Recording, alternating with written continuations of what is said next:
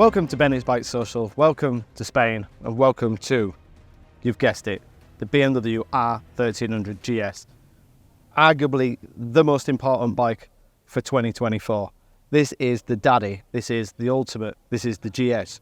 Now in many ways, it's come as a little bit of a surprise because BMW didn't need to improve the GS. It was best-selling adventure bike that everybody loved. But they have given us a new GS for 2024. And nothing of the old bike can be transferable to the new bike. Now we've written about this extensively on Benny's BikeSocial. We've got a huge tech spec if you want to check that out. So let me run through some of the details just to give you a brief overrun of the new R1300GS. It's a completely new design boxer engine, 145 horsepower at 7750 RPM, 149 Newton meters at 6.5. We've got a completely redesigned suspension, completely redesigned frame. We've got new suspension, telelever and paralever, but now are called Evo. We've got a weight reduction of 12 kilograms. That is huge. We've got the full integrated ABS Pro. We've got dynamic traction control. We've got 4 riding modes. We've got full connectivity with a huge 6.5 colour dash. We've got rider aids. We've got optional adaptive vehicle height control. We've got the hand protection, the integrated turn signals in the handguards. It's huge what this bike is capable. The list just keeps going on. The rider modes, the suspension, the chassis, everything has been redesigned. In very simple terms, they've increased the capacity of the engine, given it more power, but reduced the size and the weight of the engine. They've completely redesigned the chassis, again saving weight. There's nothing from the old bike that comes to the new bike. This is lighter, more powerful, more fun than the old bike, in very simple terms. So today we've had a really good opportunity to put the bike through its paces on the road. We've been able to try all the modes from Eco, Rain, Road to the Dynamic. There's significant differences between all those modes.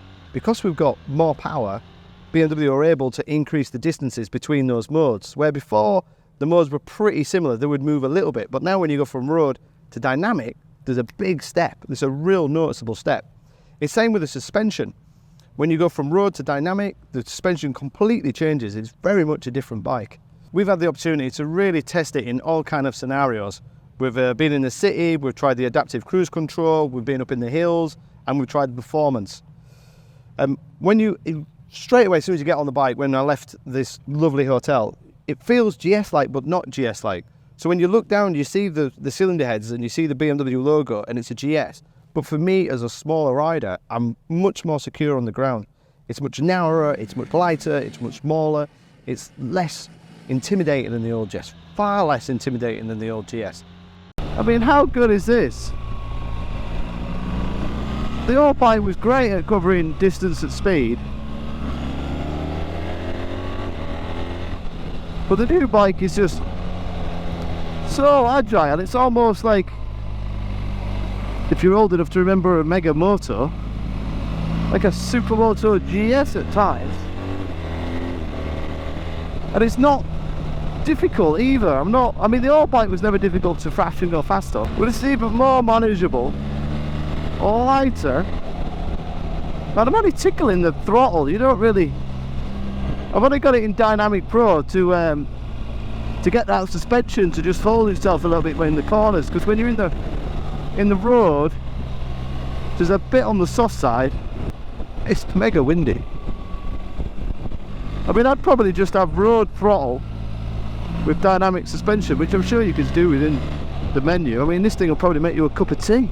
And then when you kind of get going, you've got familiar switchgear, you've got familiar clocks, it seems all familiar. But then when you gas it, you've got so much more power, it just wants to go. And you don't have to rev it. They haven't tuned the bike for the top end. It's still got that lovely mid-range. And it's so much lighter and more agile. It's really impressive what they've done. As I said, if you rode the old GS, which I did do only a few months ago, and you got off it and you go, what do I need? You don't really need that much. It's such an awesome bike. That's why it sells so well. That's why it's so hugely popular. But BMW have moved the game on and taken everybody a little bit by surprise. Because it's lighter, it's more agile, it's fun, it's lively. It's got this extra zip to it, an extra bit of enthusiasm. You can really throw it around and have some fun. The suspension is really impressive, but then they've not just made the GS a kind of fun supermoto, it's still got the practicality. So comfort is another area where the old GS obviously excelled, and this is being carried on with the new bike. But we've also changed the seat slightly, because you can change the pitch of the seat.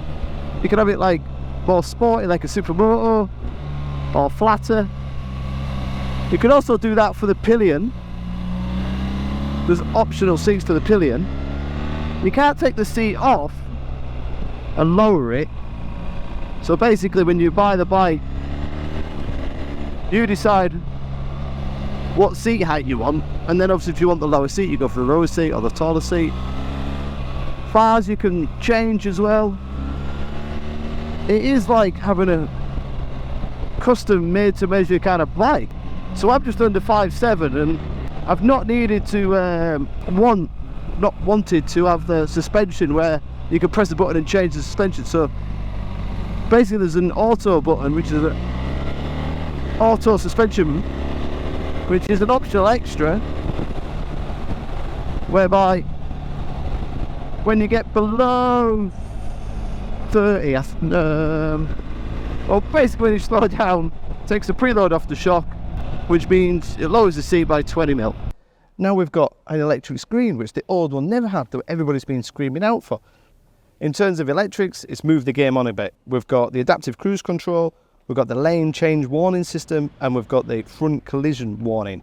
Now basically the front collision warning uses the radar, so if it sees an object that you're possibly going to hit and you're, say, braking at 40%, the bike knows that you can actually add 20 or 30% more brake pressure safely, because it's measuring what the suspension's doing, measuring grip, and it's measuring brake pressure. So it'll assist you on the braking. The adaptive cruise control is like we've seen on other bikes, where it's measuring the gap between you and the vehicle in front and just maintaining that gap. It's just effortless. On the motorway we did a little stint, got the screen fully up, set the cruise control to 120 kilometers, sit back, and it's easy.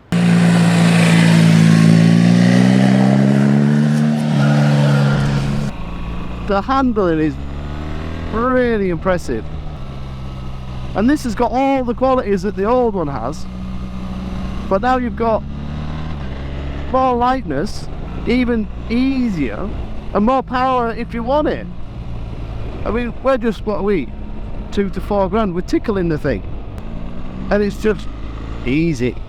I don't know off the top of my head, but 43, 42 degrees of lean is like decent lean, and I've not felt, you know, the centre stand or side stand pegs or anything touch it. I mean, I'm in the Dynamic Pro, so that supports the suspension more, and I'm reasonably light, because I'm only like 5'7".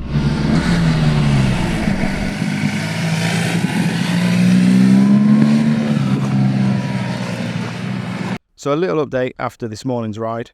We've done 3 and a bit hours, 4 hours of riding. Mixture of roads, some fast stuff, slow stuff, some really slippery, not so pleasant stuff. We've been on the freeway to test the adaptive cruise control. Ground clearance is not an issue. And in the Dynamic Pro, there's a real difference between Dynamic Pro and road. You get a much more fun engine. It feels quicker. There's a lot more pep to it, and the suspension is more controlled. Then you've got the lane warning system, which is basically little lights that pop up in the mirror when something comes on your inside or your outside, depending on which side of the road you're at and which lane you're in. It's all these little elements that have just come together to make the GS even safer than before, even comfier than before, but you've still got that increase in performance and reduction in weight that makes it fun. Personally, I like the look of it. I think it looks great. I really like the cross headlight. I like the styling. I find we've got this kind of swoop section here. There's so much to the styling, just little neat pieces like the little handle on the centre stand to make it just easier. The real simple and functional switchgear. Personally, I'm used to BMW switchgear, so I find it very intuitive and very simple and easy to use. A few people have been a little bit negative, but there is a lot to navigate, but I find it quite simple and quite easy. In terms of personalisation, the list is almost endless.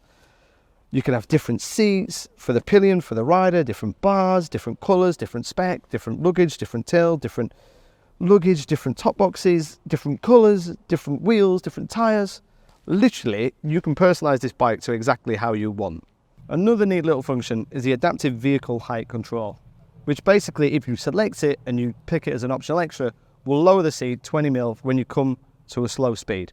It basically takes the preload off the rear, lowers the seat, and then when you get going again, it increases. Again, it just makes it easier for riders of my size and a little bit shorter.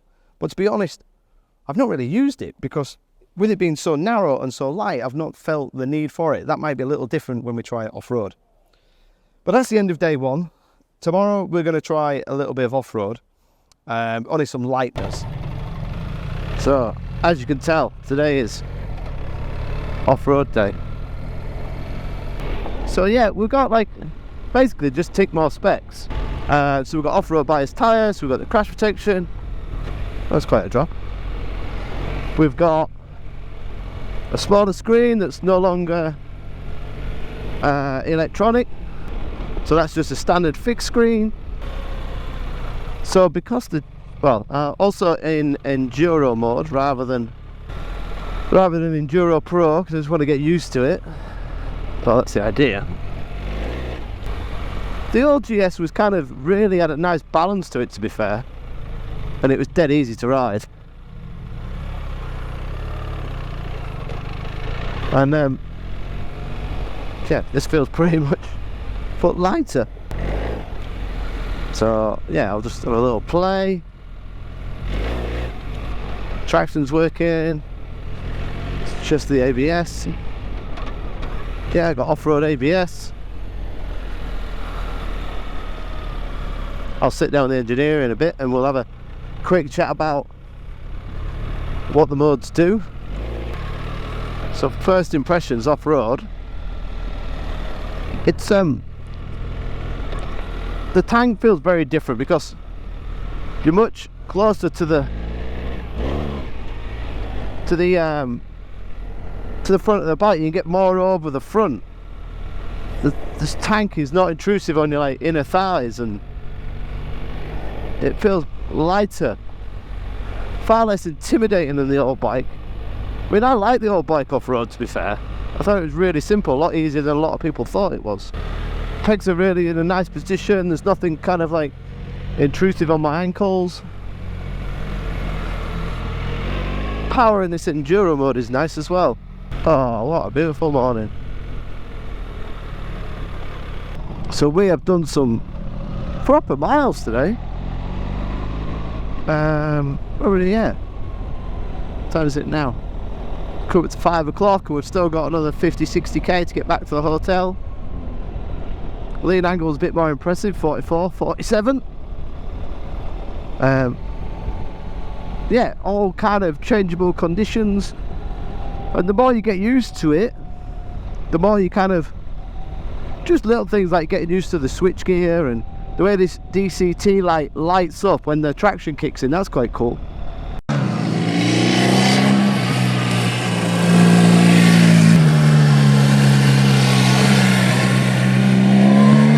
But in terms of what BMW have done with the GS is move the game on.